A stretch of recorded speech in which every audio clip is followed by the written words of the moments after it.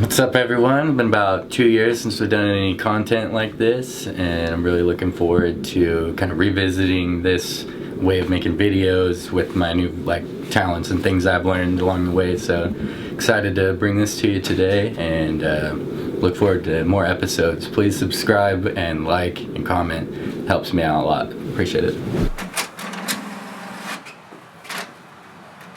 I took a little liberty here and I added this third leg because of the symbolism behind a three-legged crow. I thought it would be sick. I don't know if you've ever seen one before, but it's in a bunch of different cultures, in Korea and Japan, all these cultures, and it all means something kind of similar, like heaven, earth, and humanity. And I just thought that'd be cool, add this little extra. Do something like that. Eventually, later on down the road, maybe. Yeah, if you want to do something. Just add to it. Sure. Yeah, sweet. That sounds cool, man. Yeah.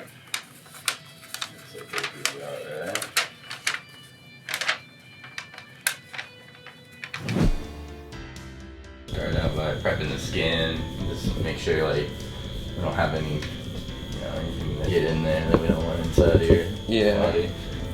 How long you had this one? Dude, I've had this since I was 17. 17? I'm 31. So. It's about time, huh?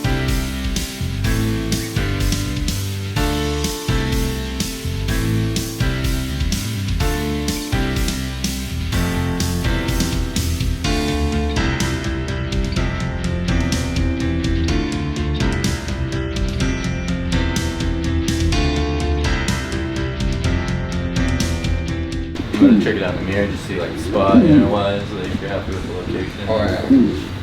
Just let that dry for a second then while I set up the ink and everything, and then we'll get started.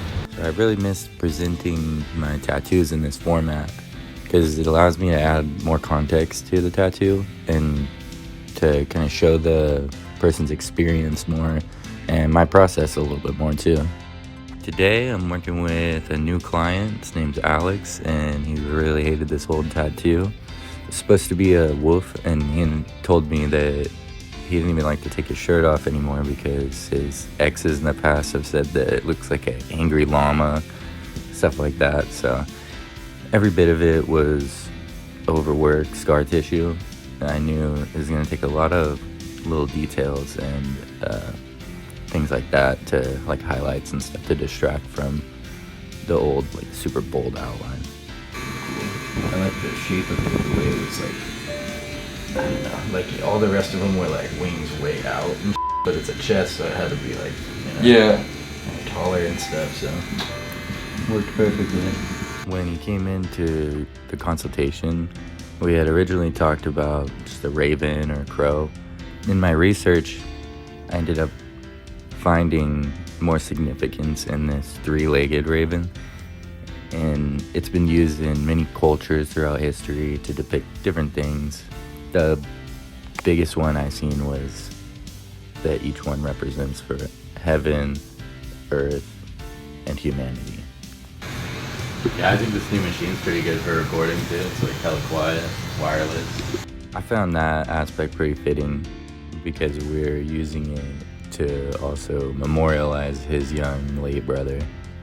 I've lost older family members and even some friends, but I've never lost a son or a brother. I couldn't even imagine the kind of pain that people feel whenever they experience that kind of a loss. Tattoo or anything else isn't gonna do anything to actually heal you from emotional pain, but it can be a start. And it can be a stepping stone along the process and along the journey to healing, to grieving. It can be a reminder every day that as long as you remember this person and you keep their soul alive and their spirit alive, they're never gone because they're always with you. And you carry them symbolically too in your skin, but you carry them inside of you as well. And that's what tattooing is about. It's not about decorating yourself. It's about expressing your soul. I also wanted to share a little bit more about the prep work that went into this design. And I found a really cool pose of this bird done by an etcher engraver, and I thought it was like an interesting shape, the way that the wings were set. Yeah. I'm always like subconscious whenever people go to somebody else, you know, I'm like, man, you're cheating on me. Huh? Yeah, well, I won't be going to anybody else. I'm like, what did I do? Couldn't find any other like realistic references that fit the same shape or silhouette that I wanted that to fit. So I was looking at pictures of realistic references and then used the silhouette of the etcher and then filled in the details inside and created my own reference for. That's what you're seeing on the tablet is the creation that I made beforehand. Glad we made the appointment after you got back though, Yeah. So it heals up nice. Yeah, I didn't get burned or anything. I haven't taken my shirt off in like 12 years in public because of that tattoo. Oh no. All my girlfriends would call it like the evil llama.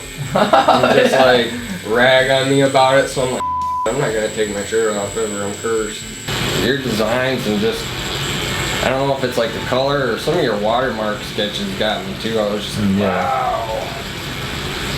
Just showing people like artistry and stuff, you know, really part of it. Like just showing people like there's just so much depth to them. I do this always for cover-ups because I feel like you have to have a good blueprint and good plan. Otherwise, you're kind of shooting in the dark. Granted, sometimes you do have to create in the moment. You have to draw the tattoo on. I still like to get a practice run in though. Before the client ever comes in, I've already done something, created some kind of digital art so that I can have a reference to look at and a pathway like in my brain already built. The other reason that I do it is because it builds huge confidence and trust from the client, and they know, number one, that you already put the time into the art and that you are prepared and confident. So as the artist, that's really important, I think, to always be prepared. And then another reason is they don't have the same kind of imagination or vision to see what you see or what I see, you know? So I try to give them a taste of the final product so they're more excited about the day and more motivated to push through to the end of a long or painful session. They're thinking about how it'll all be worth it in the end rather than thinking about how much it sucks and how much it hurts in the moment. Somewhere during the point of this conversation, we started talking about the healing power of cannabis, and it's really interesting because his mother survived cancer thanks to cannabis, thanks to Rick Simpson oil specifically that was created by Tyler Dutcher and Vivid Farms, which is some of my best friends. And it was really cool, that like 7 degrees of separation moment, just being able to know somebody that was affected by one of my best friends that generously like gave away for free this Rick Simpson oil to so many people and have cured so many people, and just to see somebody's life that it touched was awesome. His mom is still alive to this day because of cannabis. She's not the only one, but somehow it still remains a Schedule I narcotic. The government is saying it has no medicinal value as it heals cancer in a lot of people. I love tattooing. I love everything about tattooing though, not just the art. I really also love the fact that I get to illustrate your story. Or when I do a cover-up, there's just nothing like being able to help somebody turn the page on the past and start that new chapter in their life. And since what I'm doing matters so much to me and so much to the person that I'm doing it for, I want to make sure that every tattoo that I'm accepting is something that I'm also going to love. If I ask myself, am I going to love it? And I answer no, I have to have the integrity to pass on it. And just because it's not a good idea for me doesn't mean that it's not a good idea for somebody else. I just have to stay true to my vision and stick to the art that speaks to me and through me. Just be genuine and be yourself, and you're going to attract like-minded people. The thing I'm most grateful for throughout my career that I've gained is clients like this that give me so much freedom and trust to just give them an awesome piece of art. The value I get out of doing what I do goes way beyond any monetary gain I get from it. Like, yeah, I make a living doing tattoos, but what I feel I'm really doing is connecting people's outsides to their insides and telling the stories of your hearts and your souls, and that's real power. It's not just about getting paid, it's about creating value and producing the results that clients want.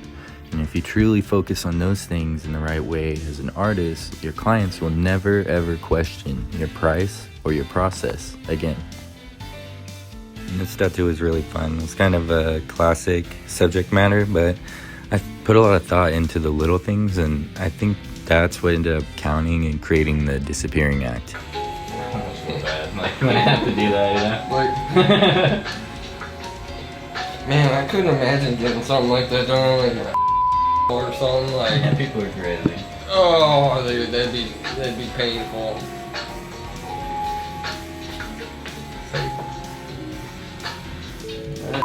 Beautiful, man. I hate to do it, but I just want to fade this out a little bit right there, but it's doing alright. It just kind of, because it kind of goes over, you know, does instead it? of being like I mean, if you want to go down a little bit more, you can go down a little bit more. It just looks slightly like, just let it do a little bit though. I had a blast, and I hope you did too. Please remember to help me out by subscribing, liking, and leaving a comment to appease the algorithm overlords. Appreciate you very much. See you next week. The ending always sucks because you're like, your mind's like, it's done, you know? Yeah, my mind's like, wow, man, this is like beautiful. a couple little things, you know? Just wanted to torture you a little bit more. Wow. These are adorable and easy to draw. Basic shapes. So Is that bruising? sketch. Does that like happen from like? Is that just ink, probably, huh? What is it? Is that like Oh, bruising? it's just that pink, or that purple, yeah, that, from the stencil. That's gorgeous, man.